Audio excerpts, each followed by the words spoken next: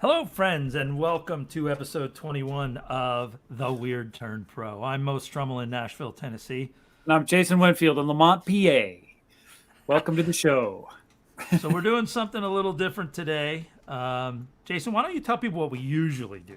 Okay. Well, generally, if you haven't been to the show, what we do is we get a singer songwriter on the show, and they perform live 5 to 6 of their original works, and we talk about the songs as we go through the whole process. We talk about where the songs came from, basically where they're at in the development of the song, and kind of what they're shooting for with the song, and then we kind of, you know, we get to hear live music, and you get to hear live music, and it's awesome.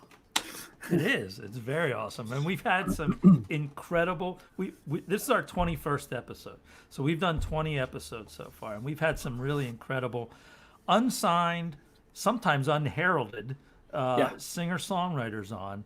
And for I think for both of us, I can speak for both of us when I say it's been a blast to actually hear some of these folks sing and play for us, and hopefully we've introduced our audience, those of you that are listening, to some of these artists, and maybe you'll go out and seek them out, and maybe by seeking them out you'll give them an audience, and if you give them an audience, maybe somebody else will be interested, and maybe we can launch something for some of these Yes. folks, right? Keep perpetuating singer songwriters. I mean, Exactly. let's this is a way to pass and communicate ideas, feelings, emotions, the whole thing. And I think those things are very important. We've got a lot of people who are pent up in their houses, dealing with a lot of emotional issues that are key to what we're living through right now. And I think this is a way to capture some of that emotion. And that was the original concept of the show, was that nobody could go out and play anywhere. All the venues are shut down. And by the way, the venues are shut down, a lot of them. So you need to support them in any way you can. Some of them aren't going to make it. There are some uh, movements out there to help sort of keep those venues in place, and you should seek them out. I'm remiss today because I probably should have pulled a couple of those and brought them up to people, but you can Right. find them, and there are some places where you can go to help.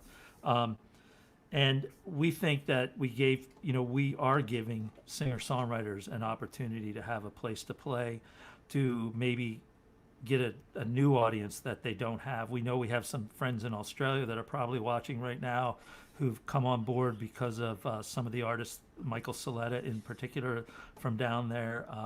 We hope to have a couple more artists from down there coming on the show in the future. Right. And so we're not just in the U.S. I know we have some watchers in the UK also, that do come on. So let's talk about what we're going to do today, though, for a moment, because this is, for me, this is a little weird, but it's also kind of exciting. Hey, So what do the weird do? we turn pro. Oh, So one of the things Jason and I have done over the last, I don't know how many years it's been now, but it's been a few. 5 or 6, I think. Yeah, we have collaborated on some things. Our whole collaboration really started with our friends at the brewery who gave me a Monday night, right, Yep. to just come down and play for mostly industry folks and a few regulars, and we would go down and play, and uh, you know, they were very appreciative. I mean, it was a slow Monday night. We didn't get paid. We were there to just kind of entertain folks, and late at night, sometimes it got busy because the Yep. industry folk would get off of work and come over. When we say industry, we mean obviously the food and bar industry. And they were very appreciative of it. And then I invited Jason down to join me because it's not as much fun playing by yourself. It's more fun playing together. So after a while, we went through a couple names, I think, right? We went Yes, we through did. a Yes, couple we did. iterations of names, and I think one of them was Rosewood Cowboys, which I liked a lot because you kind of ride the rosewood on a guitar, right? Because a lot of the necks are, Yep. The the rosewood. fretboards. Yep. Yeah. So, but we ended up on Red Dirt Poets. So we started this Red Dirt Poets project, and we were playing together. And at one point, I was getting ready to release a CD. Well, I was thinking about it, and we were going to work on a song. So the very first song that we worked on was actually a song that I released as a Mo song, right? Yep. And it's called "1,000 Pounds of Ice." and I think I had most of it recorded, but I had this idea for the chorus, Yeah. and you came in and did some work on the chorus for me, right? Right. Yep. Yeah. That was, so, that was come on over. I've got some stuff for you to sing. You want a beer? Yeah. So this was kind of our first. We literally did this in my basement. We'll talk about what systems we're both using, what kind of DAWs we're using, and that sort of thing in a little bit. But we did this in my basement, kind of drinking beer, hanging out, talking. What can we do with this chorus that'll make it kind of cool? And I think we came up with something pretty cool. I like it a lot. I love the chorus. I mean, you laid it in with the lyric, and it was fun to try to match the idea with the vocal. Yeah. So and it was a lot of fun. I will say that we apologies to the band that we mentioned in the chorus because I know we're not even close, but it's okay. We had fun with it and we like to do it. So we're going to show you. I put together a quick little video for this, which I didn't have before, but Jason's never seen this, so this is going to be a first for him as well. But because of StreamYard, we want to thank StreamYard for providing the platform here. You have to save the music as a video, so you may as well put something visual to it, right? So This is the video for 1,000 Pounds of Ice that we've just developed, and we're going to go ahead and show that to you now, and we'll be back right after the video. Here we go, 1,000 Pounds of Ice.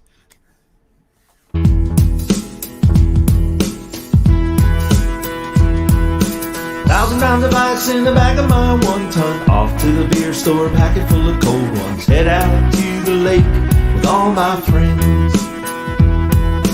Party at the lake and the leaves are turning. Fire pits working and the marshmallows burning. Guess you know how this one ends. With you and me dancing on the hood. Whoever thought life could be this good? The Beach Boys singing, wouldn't it be nice? This always happens when I fill that truck. I guess I'd do it just to push my luck. Party with 1,000 pounds of ice. Red Solo cups up behind the seat.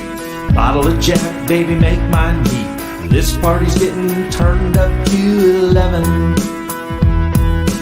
Wink at me and say these are the days. I say, baby, let me count the ways. When I'm with you, honey, I'm in heaven.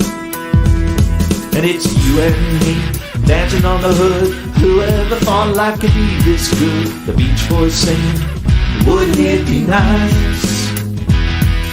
This always happens when I fill that truck. I guess I'd do it just to push my luck. Party with 1,000 pounds of ice. We'll go through life hand in hand. Always remember where we made our stand. And it all started with 1,000 pounds of ice.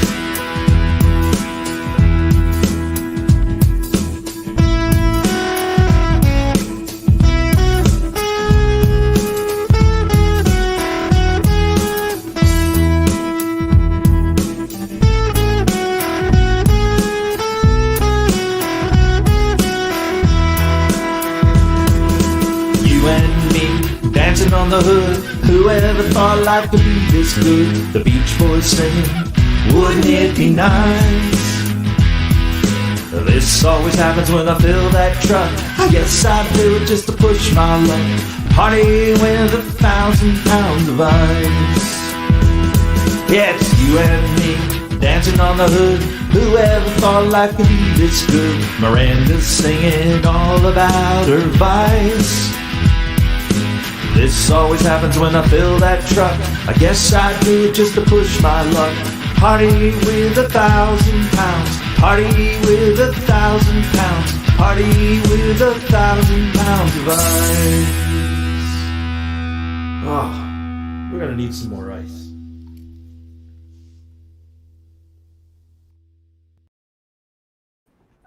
Yes, we are going to need some more ice. So, what'd you think? You've never seen that before, so what do you think? I have never seen that before. Wow. You've been some places that I haven't been. Captain Mo. The funny thing about that is that's a brewery story, right? So they had that Captain Morgan sign, and it was across the bar. Yeah. and it burnt out, and on its own it burnt out to Say Captain, Captain Mo. Mo.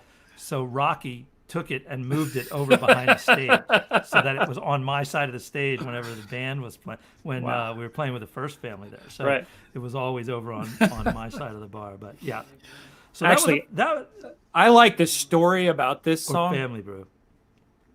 When you told me about where this song came from, where you got the Oh, idea I of should this tell the song, story, huh? because I think this story is really important to to understanding this song. So Sarah is my daughter, and she grew up with one of her friends in the neighborhood was Arlie, and so Arlie, if you're watching, if you're out there, yeah, you inspired this song. So once my kids were old enough to all go to the bars, so were their friends. So one night I met Arlie in at the brewery, and he started telling me a story about how he was going to a party out at Stone Valley or Whipple's must have been Stone Valley. Maybe it was Whipple's Dam. But he was going to a party out there, and so he was going to take a bunch of beer and things out to the party in his pickup truck.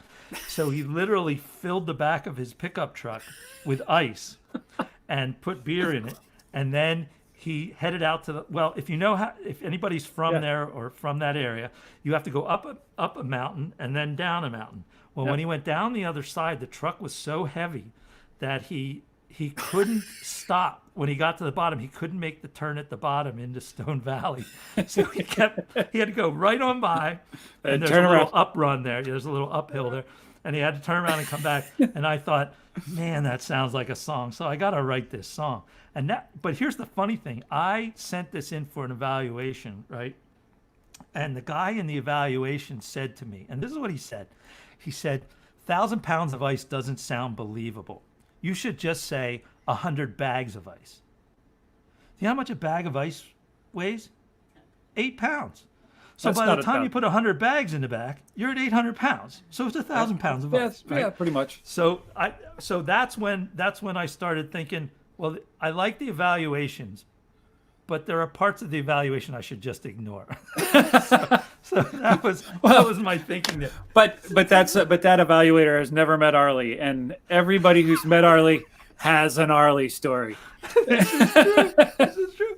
Arlie is certainly a character, and I could tell you 10 stories about him from when he was a little kid in our neighborhood, but we'll save those for another day. The best part about Arlie is I remember you telling me this story and pointing out that that's who that person was, and it was a Friday night, I think, because at one point we were playing early Fridays, and he came in as we were leaving. Yes. And the next morning, my kids it was the middle of winter, and my kids were in skiing lessons, and he was the ski rental attendant at the ski resort down the street.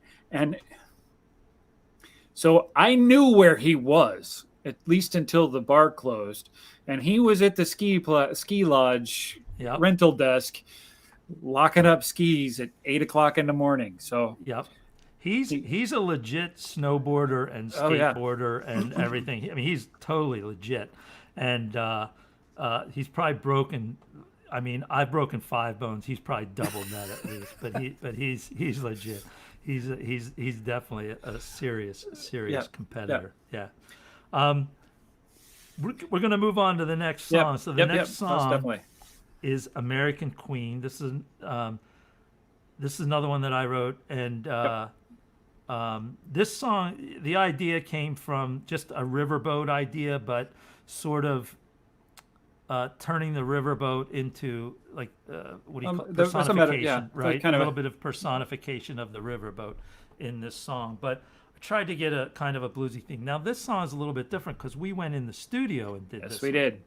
Right? Yes, we did. What did you think about the process when we went in the studio?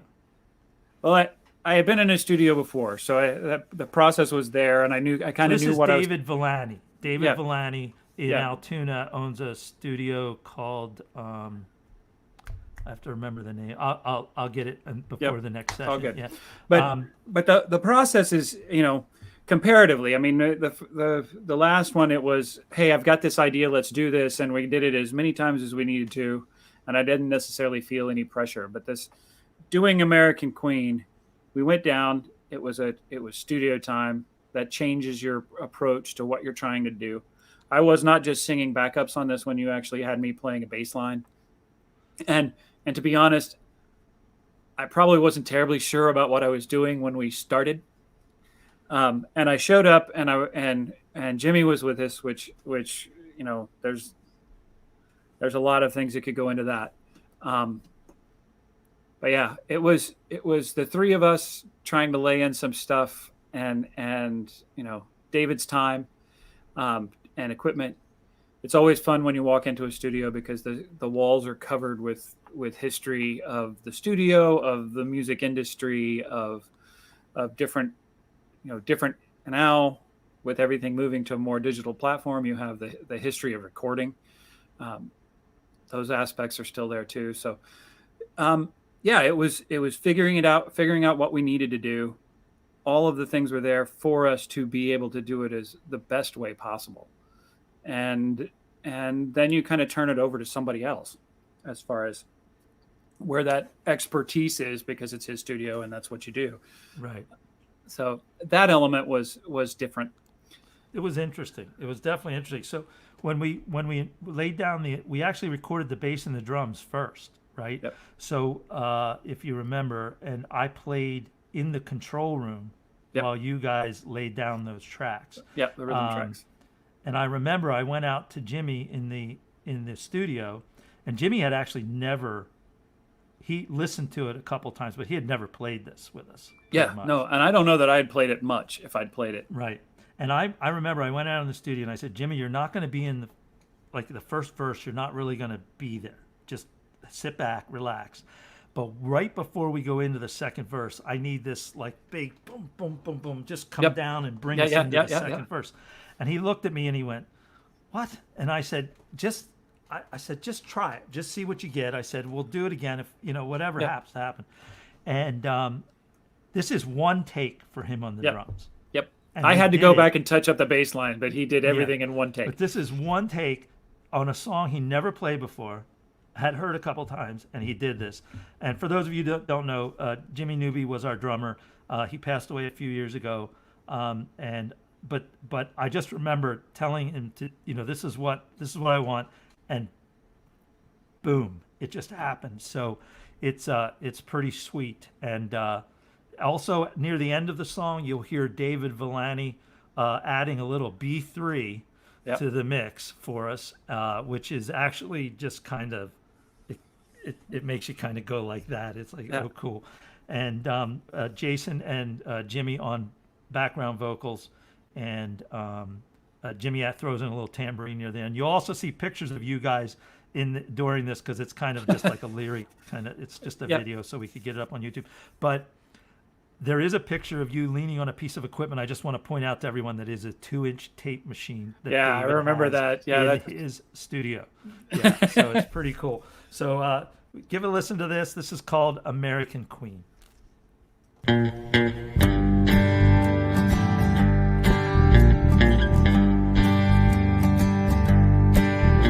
She loves me in the morning, she loves me late at night. She won't love me in the afternoon unless I treat her right. She's my genuine American queen. She lowers down her gangway, she beckons me on board. She welcomes me with open arms like she always done before. She's my genuine American queen. When that mighty, muddy river calls, there ain't nothing that a man can do at all but pack up all your things in a brown paper bag and head on down to do the Mississippi rag. She acts like I'm the king, treats me like a pawn. And every now and then she lets me get it on. She's my genuine American queen. Rolling down the river on a Sunday afternoon. Rolling down the river by the light of the silvery moon.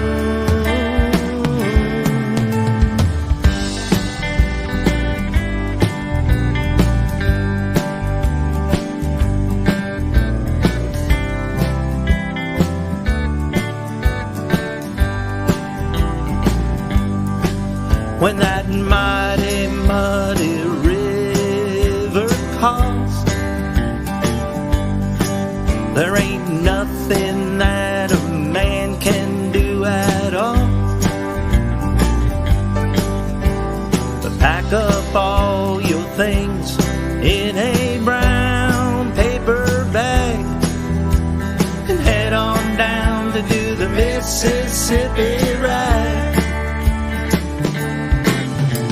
She loved me in the morning, she loved me late at night. She won't love me in the afternoon unless I treat her right. She's my genuine American queen. Yes, she's my genuine American queen. She's my genuine American queen.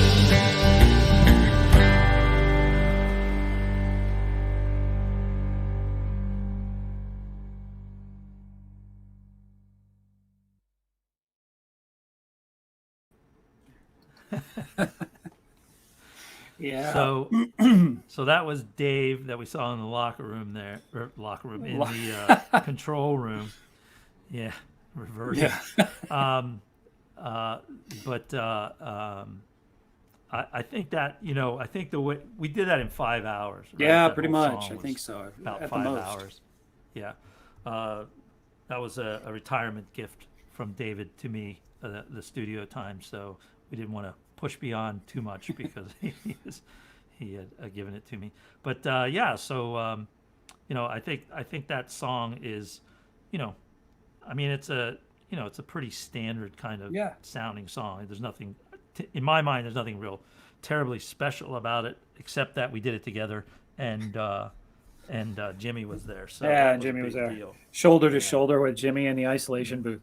We got to see the 4 Leslie cabinets David has in there. Right. The grand piano in the other room with a sight line to the booth. So they Right. actually built the studio so there's a sight line from the grand piano to the vocal booth, so they can kind of Yep. communicate Right through the visually control, with each other. right over the Yeah, control room. right through the control room. Yeah, it's actually pretty cool the way it's set up. Yeah. So, I think next we have truck stops and bar stools, which is this is a Rose song, and those of you who watch the show know Rose, and we love Rose. I love the way she assembles a song. She is a crafts person that actually spends a detailed amount of time making sure that every word is part of what she's trying to do, and I think that it's always fun to see what she comes up with, because they're very, very well crafted, and generally the topics are dead on with something, and she's got it. I remember the first time I heard Good this song. song. So yeah. And I think the reason it hit both you and I is because it's an old school song. Yep. You could But hear this it's song about- even. Yeah, you could Yeah. hear this song any night on Broadway in Nashville. Dead on with what you Yeah. would hear. And I feel like when I first heard it, it took me way back to some of the classic country songs of all time, and I just feel like it's, I wanted to record it so bad. She's probably going to be a little mad at us that we're playing it, just so you know, because I know she wants to fix a couple of things on it. But I just love it so much, and I feel like we can't. It's on YouTube. A lot of these songs are on YouTube on the Red Dirt Poets YouTube channel.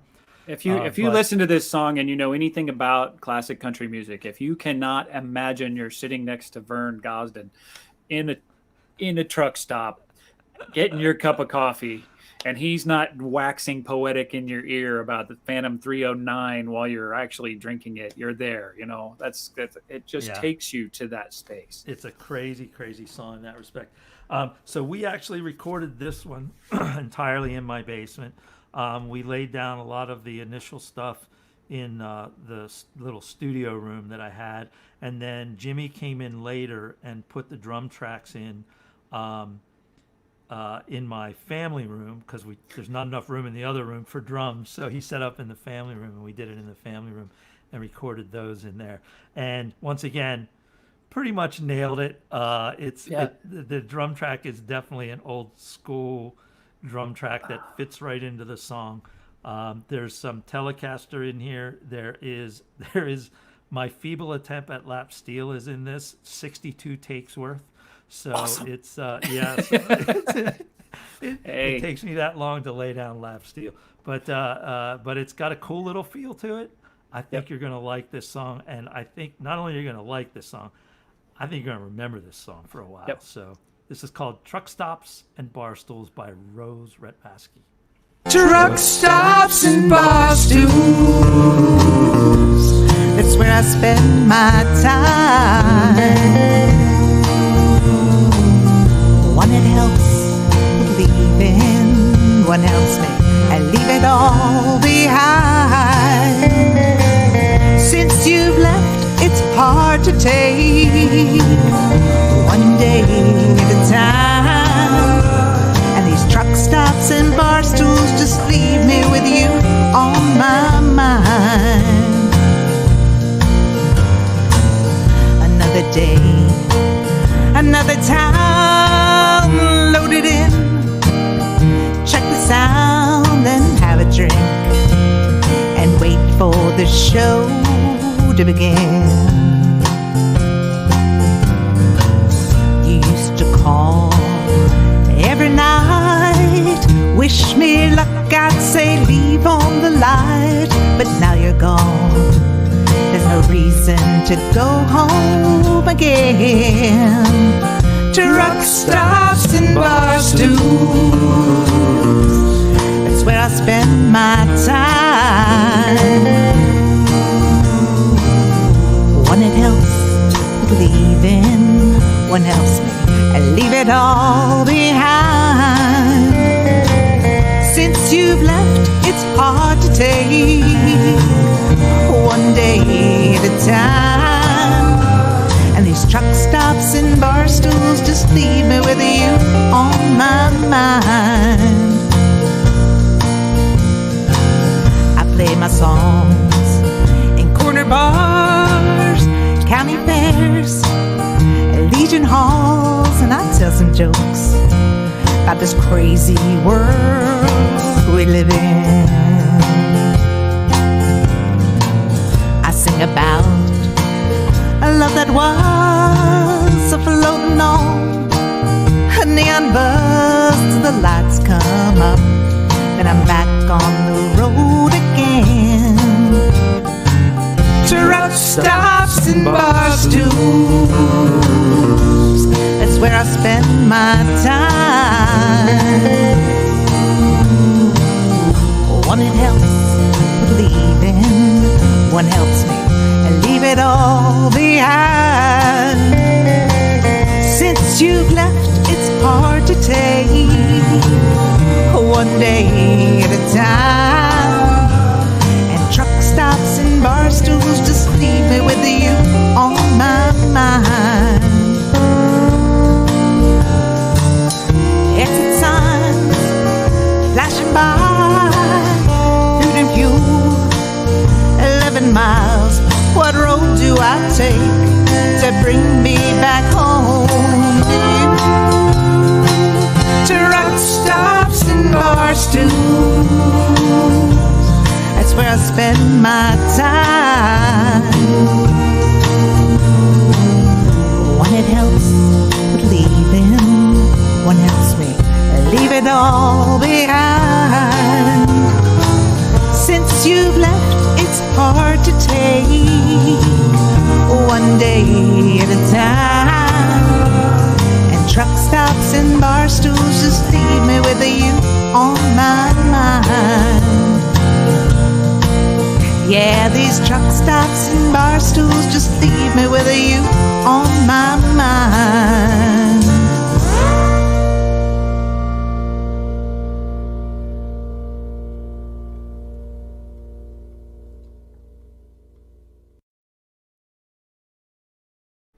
Love that song.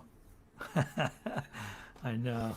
That's like it's killer. It really is Yeah. killer. You know, I played this when I was in Jamestown a couple of summers ago. I played it for a guy who was a DJ, and he's like, "If you've got more stuff of hers, I'd play her anytime." Just so you know that, Rose. Just so you know that, Rose. Loved your voice, loved the character of what you were singing, and loved how you related the song. I'm gonna see her in a few weeks. Maybe I'll take my whole recording rig and we'll just There you do go. it while we're there. Probably should do that, right? I want to mention that's a couple things. First of all, we're getting sponsors.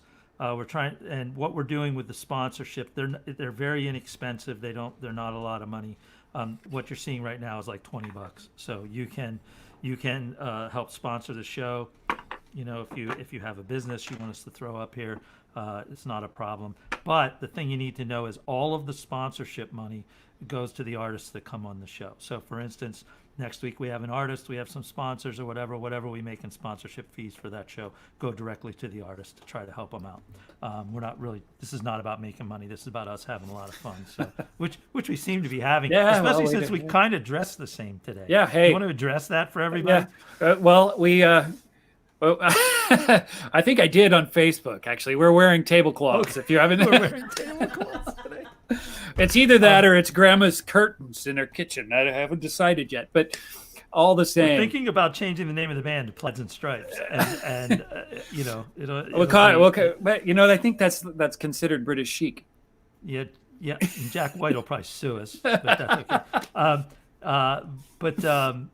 It could be. It's like it is kind of like British, or it's like I know when I play Irish pool with Irish people, it's spots and stripes. Yes, Yeah, spots and stripes. So we could just say spots and stripes instead of plaid and stripes, Yeah. and then we'd be kind of right in there. So Yeah. that'd be pretty cool. Right? I also want to mention that if you do have any questions or anything, and you're watching the show about anything that we're talking about or showing you right now, Rose says the lap steel was worth the 62 tape. This plays right into what I'm saying. If you have any comments or questions and you want to throw them up on either Facebook or YouTube, wherever you're watching, we'll be happy to answer them. If you want to talk about our process and everything, I think what is the next song that's up, Joan? The next Who song Died? is Who Died. Yeah. I mean, I So- think maybe we should talk about, you know, going into Who Died, and the fact that you were talking about taking your recording rig with you on vacation, and since I already did that at one point through the show, I think maybe when we talk about that now, as comparative to going into the actual recording studio where there was a grand piano and an isolation booth, a drum platform with a full set of drums on it and a secondary Right. set of drums on it, and 3 bass cabinets that you picked the one you wanted to plug into, or whichever amplifier you were going to go plug into. You know, most people who play music now realize that that's not necessarily everything that you need all the time to record. So, you know, when you talk about packing up your studio to take it with you on vacation, what are you talking about taking with you? Well, what I would just have to take a laptop, my interface. I have 2 different interfaces into the laptop that go, you know, that get you from analog to digital, right? Right. And then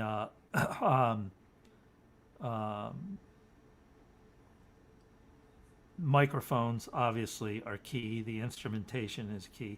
Now I have a keyboard that is, you know, that I can tie into. I use Studio One. Right. I've used it for a long time because I didn't have any money and it was relatively inexpensive. But Right. I've upgraded over the years and it's now it has everything I need. I mean, I can tune stuff a little bit and things like that even in it. Right. It's really everything I need. I just didn't have the money for Logic or Pro Tools or any of that stuff. So, Right. but I still use it, and I think it still sounds pretty good, and it does everything Yeah. I need. There's a lot of plugins that I have put into it. For those of you that don't know, you can buy plugins that help you do different types of things, either effects or I use Melodyne in there as a tuning tool. If I I'm not a great singer, I can tune my vocal a little bit here and there. I hate it when you tune a vocal too much because it sounds like the vocal got tuned. It gives it that effect. So I don't do that very much, and I don't really like it. But occasionally I hit a clam and I need to go in and fix that note. Usually don't notice that too much, so it's not so bad. But I also use PreSonus interfaces into my computer Right. for that. I just got a new Newman microphone, so I haven't really recorded with that yet. That's going to be on the next set of songs. I was using an old MXL that I had, which was doing okay. It's just the quality isn't the same. In fact, you're hearing the MXL right now. Okay. The Newman is actually yeah. better. I've done a couple test tracks with it. It's really very nice. The Yeah. sound quality is way different. That's really all I would really need to take with me. I mean, ideally, I could take my studio speakers with me so that I could hear hear it on a studio speaker. But to be quite honest with you, I listen on those speakers. I listen on headphones. I go out and listen in the car when I'm mixing and mastering, because you have to hear it over a series of speakers. You can't really just listen to one speaker and say, "Oh, okay, it's fine." Because I Right. find that when I take it out to the car, the bass is rattling my Yeah. speakers in my car, so that's not good because the sound isn't really good. I know people like a lot of bass, but so you got to fix it. So Right. that's kind of the way I've been doing that. But That's I know cool. that you are now getting into Yeah. are you Well, using Pro yeah. Tools. Or, I've been trying to deal with Pro Tools. I've spent most of the summer fighting with Pro Tools. I will actually say fighting with Pro Tools, because I was away from this for a long time. I'm a Mac user, so GarageBand is there. It's very simple to use. You plug in, you play something, you can hit it with several things. There's built-in plugins with the program, so you get a little bit of that. It naturally integrates into Logic. I probably should have thought about that. But I'm trying to play. I'm playing with Pro Tools to see what it is and where it goes and how to deal with that as well. Mostly as an educational process. I'm getting some stuff loaded in. I'm able to create my channels. I'm getting in there. I'm getting stuff recorded. My biggest problem right now is figuring out how to get it out of Pro Tools. So that's my next stage. I can get things in. I can edit it. I can make it. I can mix it. Now I got to get it out so I can listen to it on something else. So, but I use a Focusrite Scarlett Solo, so I can plug in a microphone. I can plug in an instrument, digital interface. It goes right in. All of those things are so easy to just pop in and run. I've been using the Scarlett microphone. Anything that I've sent you has been through the Scarlett microphone. I've played with some other things. I've borrowed some stuff from friends to be able to figure out how sound works and how different microphone patterns work. So I'm learning that part. So It's Tom Hesketh just came on and said compression is your friend, especially frequency selective compression, and I agree with him. But I also find that compression is an art, because Yes. if you get it wrong, it it's awful. actually creates a lot of problems when I'm working it. So I would say that those who know how to use compression well, it is an art, and Yep. I think it's something that I'm still learning, but I think he's right. I think there are some things you can do with compression that really help the sound a lot. Yes, we do, Rose. We do need Tom to teach a master class in recording, mixing, and mastering. We could certainly invite him on to do that, Yes. because a lot of the people that watch us are, in fact, singer-songwriters who might want to be doing demos at home, especially right now. Yeah, I mean, it's a lot easy. It's a lot easier than it used to be to do it. If you're trying to produce a finished product, that requires a lot of time and work. If you're trying to do demos, you can certainly do demos that you can send to try to get other people to record your music or to get a publisher online. Yep. Tom looks like he I don't know if that's a yes or a no. So anyway, this next song we're going to tell you up front. We recorded this in the basement also. Yes. Your bass is on this. I have a friend named Jim. He's not my friend actually. I know him from online. Jim Dooley. I mean, he's kind of a friend, but he produces drum tracks for people, and the drum track on this is actually a Jim Dooley drum track, I think, that he allows us to use. So because awesome. I pay for it. So this song we're going to tell you up front. You may not agree with our views on this song. We have to preface this. Yes. Because you may not agree with our views. We did this in 2017. This was released in 2017. At the time, there were a lot of executive orders being signed. I didn't like it when Obama did it. I don't like it when Trump does it. I think executive orders take your representative government out of the mix, which means it takes your voice out of the mix. So we don't want you to get real ticked off at us. This is done sort of tongue in cheek. I think it's pretty funny, but if you don't like it, that's okay. You don't have to like everything, and we don't have to agree on everything. Right. We can talk about anything. So this is just our take on 2017 when I got a little riled up. And Jason is the vocal on this and the bass. Actually, he's even the background vocals because I couldn't hit that. So he's got it on here. He's got it all. So this is called Who Died?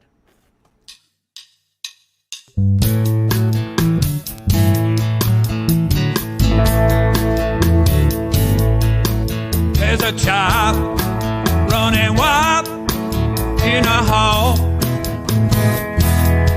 telling lies and writing tales upon the wall.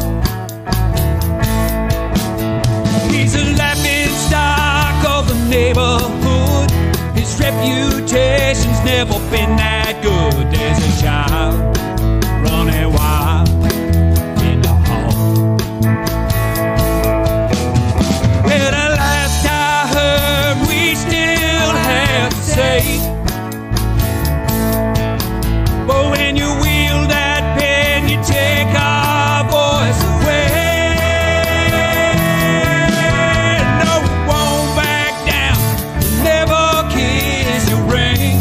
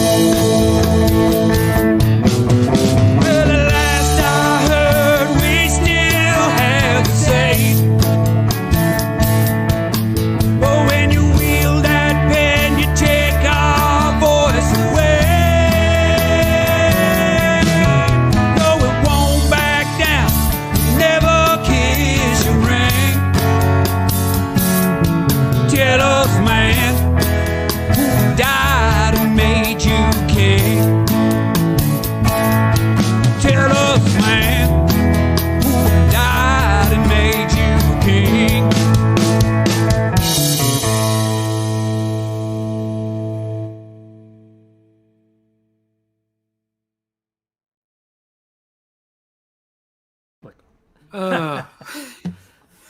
Forgot who about died? that, didn't you? Yeah, to a certain extent. I'm over here just chuckling. Yeah. So if that offended anyone, we're sorry, but not sorry. Just because it's how we feel, and it's okay if you feel otherwise. We're okay with that. We get it. Yep. I want to do the sign up thing real quick, Jason, Yep. before Yep. we Yep. move on. Most definitely. Most definitely.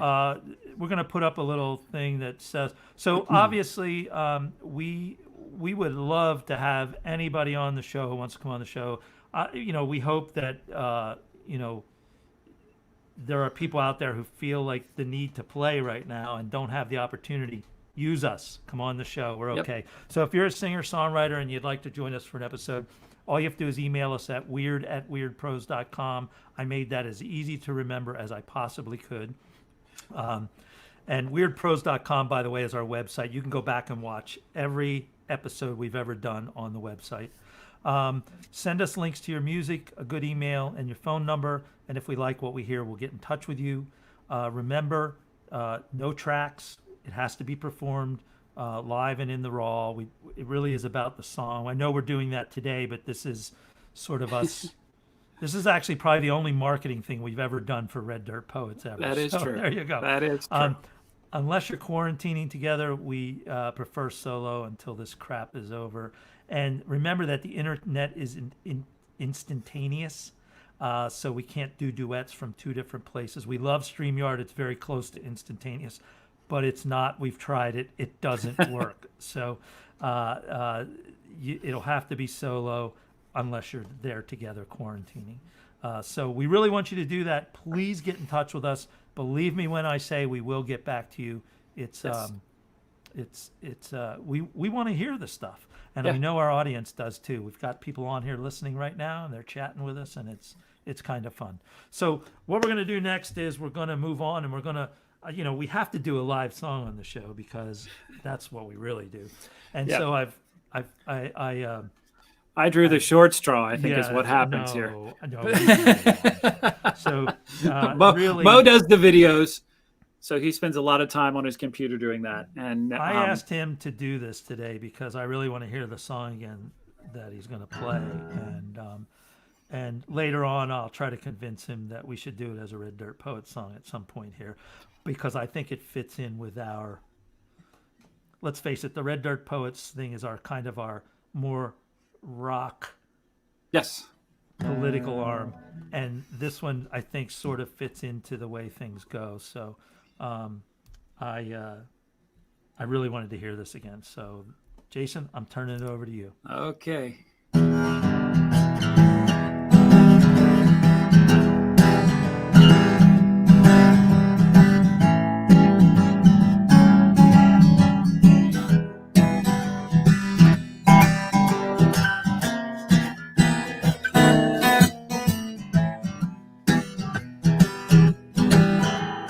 Low rent, hip-side runaway kid, living on the edge, blazing a bid for a better life. Down the road,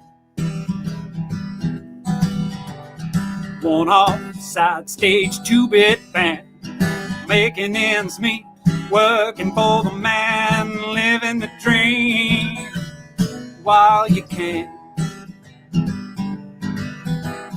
Keeping it all together, laying the system down.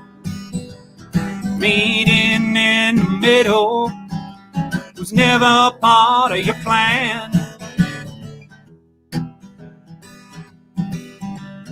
Real estate, bank account, pinstripe suit, making dirty deals, raking in the loot to pay the bills for the life you lead.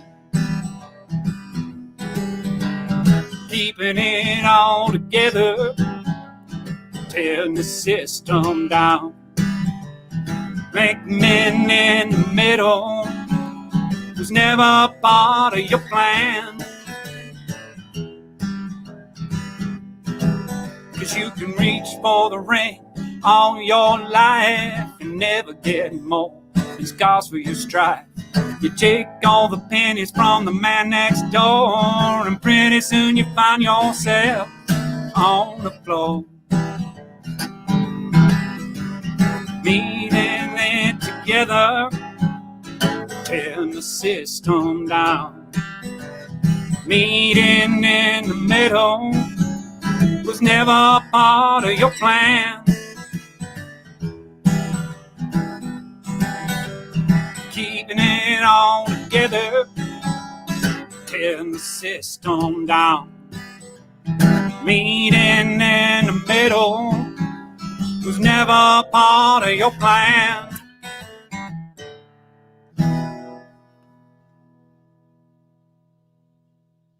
Yeah, man. Yeah, that. So, I'm here to tell you, we have to do Okay. that as a Red Dirt. We'll figure it out. So we'll start talking about it. So since we said that, let's talk about, for instance, right now, Right. you and I are not in the same place No. No. physically. No. Physically. Mentally, we might be. I don't know. We'll have to talk about that. But physically, not necessarily, right? So, Right. So let's talk about, so people understand how we get stuff back and forth, because we are about to preview our new song Right. that's going to come out in September. I think we're going to release it the 15th is Tuesday. The 18th, I believe. Probably around September 18th, Friday, September Right. 18th. We're going to try to release it then. And this song, so if you're watching now, you're going to hear a song that you can't even hear on the radio right now, because I haven't gotten it to the radio yet. So that'll be next week's job. But you're going to hear a brand new song. We shot a video so that we could have it. The video is not done. You're actually going to see a raw video that isn't done. That is probably, when you see it finally on YouTube, it's probably going to be completely different, but we'll see. Right. But one of the issues we have is we're not in the same place, and yet we record together, right? So Right. what do I usually? How do we usually do this? Why don't you touch base on that? Okay, so generally what happens, and because Mo has more things that he's written, and I'm still figuring all that out. What will happen now is I have to record a rundown of what I hear my song as. I will download it. I drop it onto a server because it's too big to email. We share the file through whatever service we happen to be sharing files through, whichever song that is, because sometimes it's Box, sometimes it's Google Documents, who knows. But the last one, Mo sent me in February, this Yeah, song that we're probably. working on. Mo had everything down and he said, hey, I need vocals and a bass line. And I sat down with it and I think I'd figured out the vocals. I was getting ready to record it. And then I listened to it again and it changed. And then as I was working on that, all of a sudden I started hearing the backing vocals.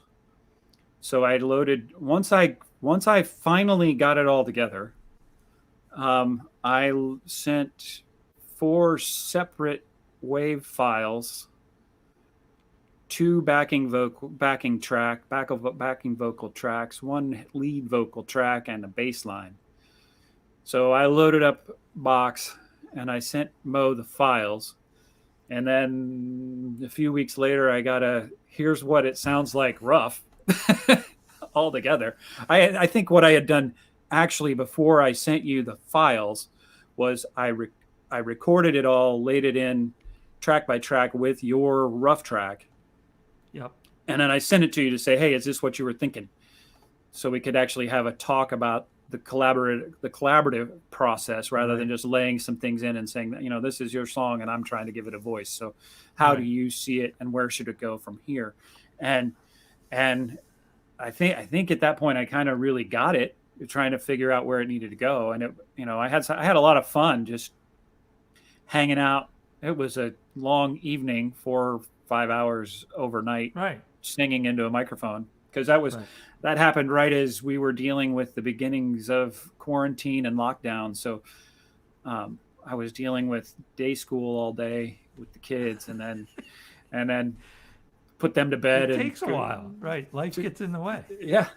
But it was, I mean, so then it took me a while to get it recorded to my satisfaction. I would record it, and then I'm like, and my editing process isn't necessarily as I don't have that talent down yet. So those are full takes generally. And as I recall on this one, I was kind of a jerk because I made you redo the lead again, part of the lead anyway. And it because caused there was a word wrong, and was a word wrong. It was a word that was important to me, so I felt yeah. like I needed Which is fine. It was one word, but Yeah. it was like it meant to me. It was such an important word in the song.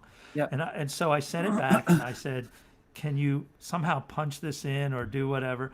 Because it was really bad. And when you send these to me, all those separate parts, people call them stems. That's what they're called. That's how they're referred to.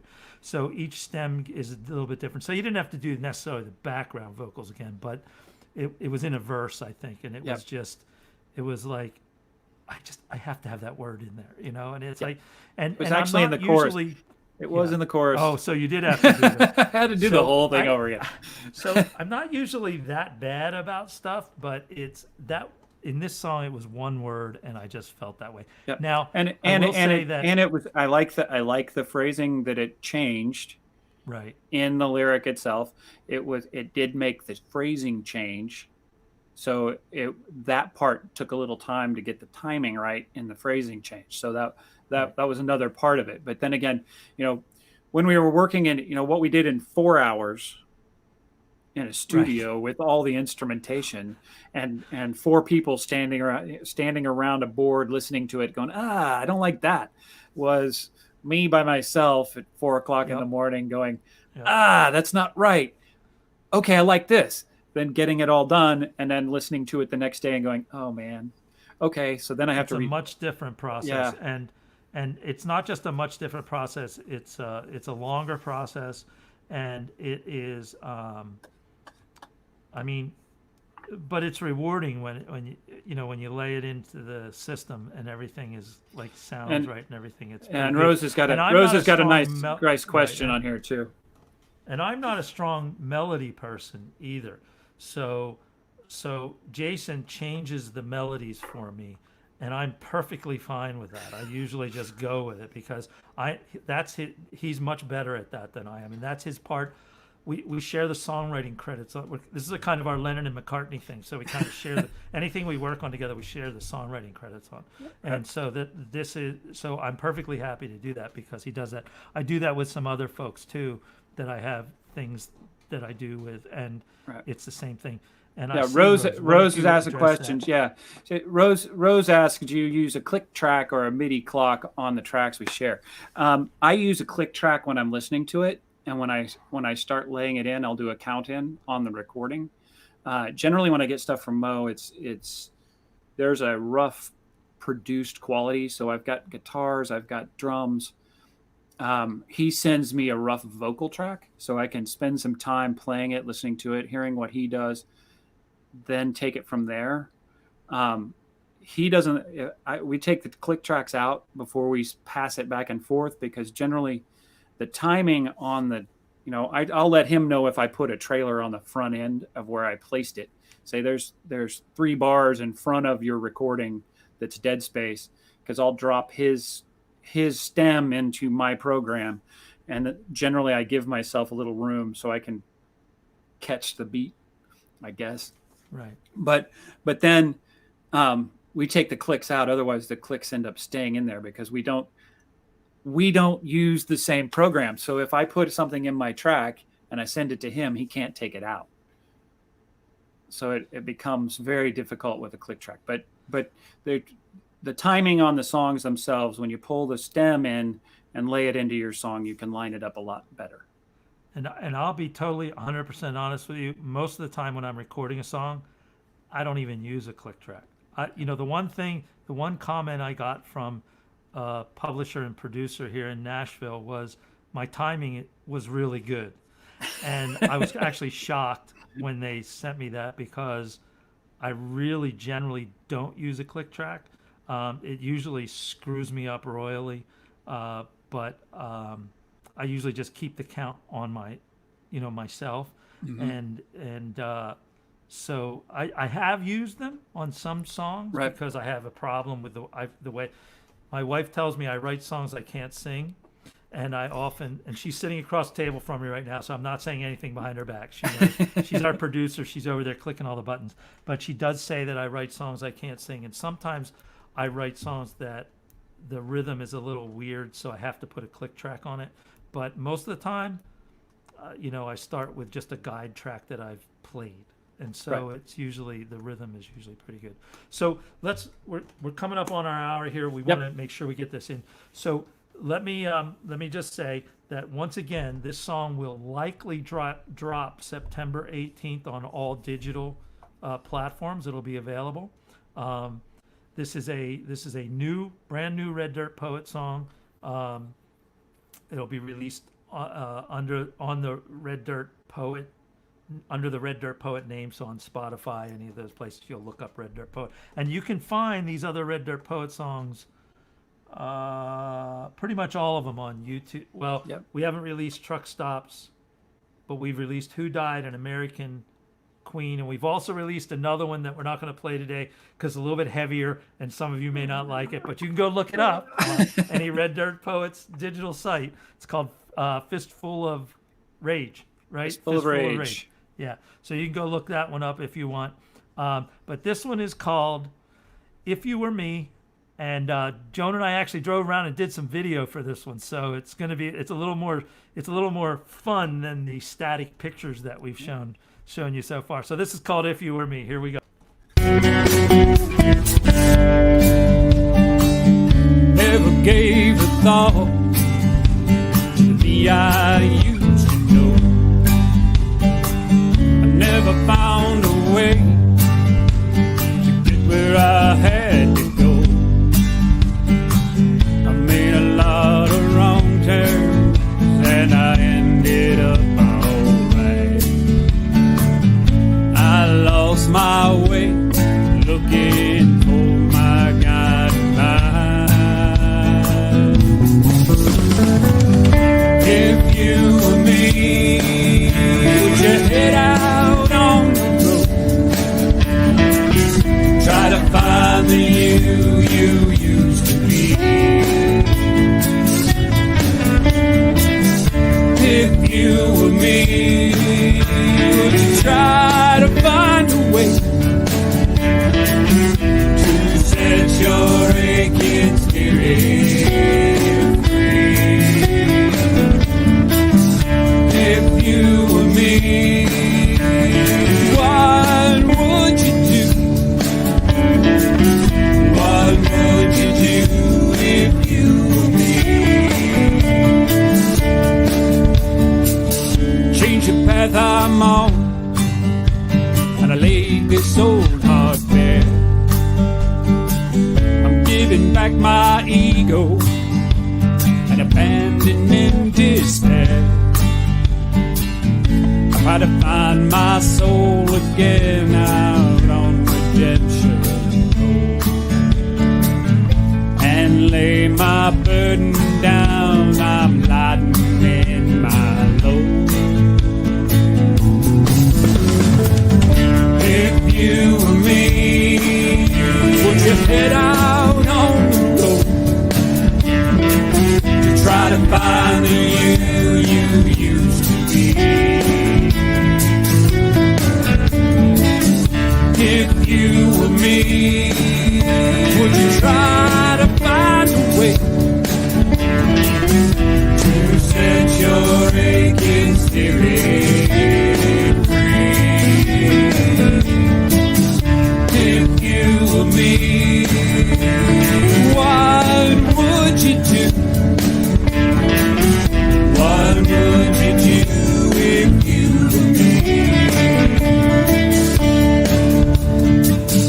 Would you like to join me? It's not so hard to do.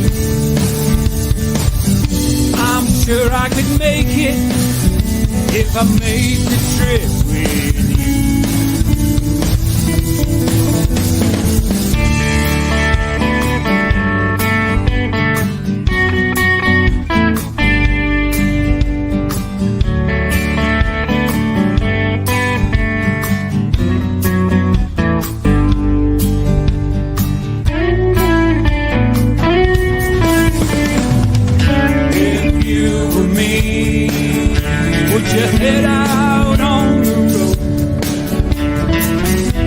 to find the you used to be. If you were me, would you try to find a way to set your aching spirit free? If you were me, what would you do? What would you do if you were me? What would you do if you were me? What would you do if you were me?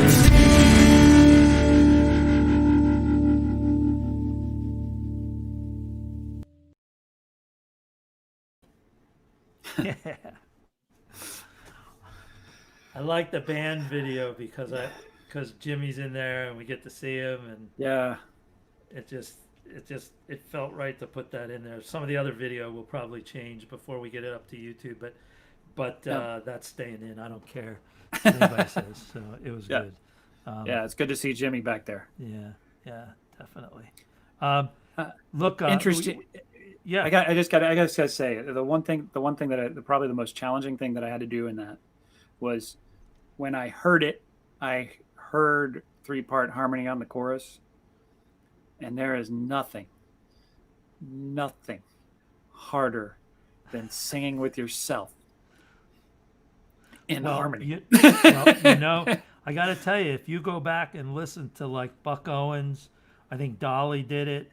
There are people who did that on their record. Patsy did it, I think. Yeah. On their records, and it's perfect.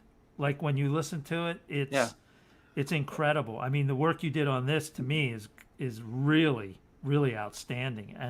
And when you sent it to me the first time I listened to it, I was like, yeah, all that's staying. So that's good. I'm pretty sure I looked at Joan and said, yeah, that's all staying. So, look,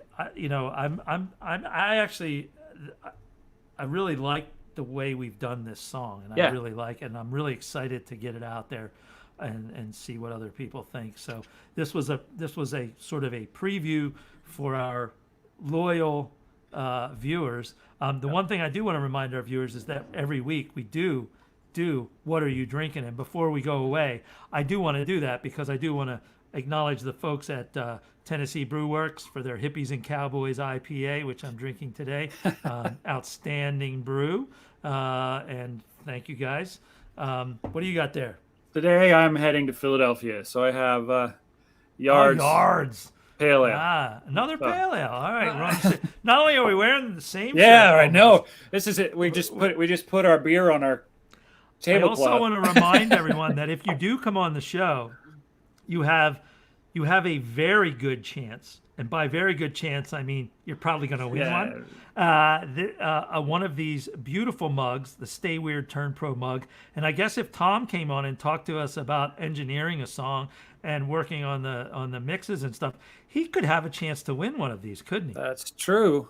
That's true. That is so, true. So that might be an interesting show for us to do for our singer-songwriters that watch us. That would be kind of cool. That could be kind of fun. Yeah.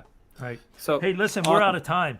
I want to remind everyone, thank you for watching every Thursday, 6 p.m. Eastern, 5 p.m. Central, 3 p.m. Pacific, and we let the mountain folks figure out what time it is on their own. But I want to remind everyone that we're here every Thursday, and we're not quite sure who's going to be here next week. We're working with a couple people right now, so hopefully we'll be able to send that out. Stay tuned to Facebook, and you'll be able to, or any social media that you follow us on, and you'll be able to find us. Awesome. So I just want to say, as Hunter S. Thompson said, when the going gets weird, a weird turn pro.